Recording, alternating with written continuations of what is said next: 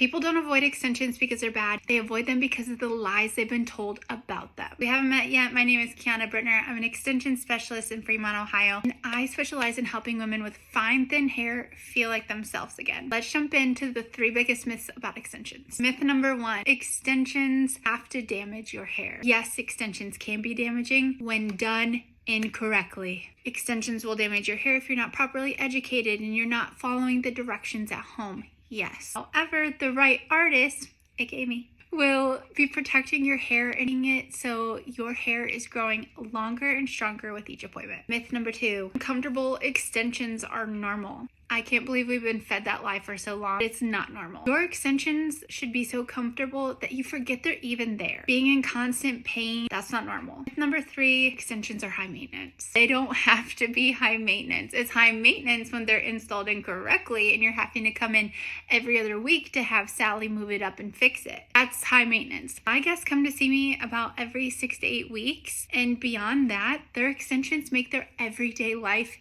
easier. So I'd love to know, what myths have you believed about extensions?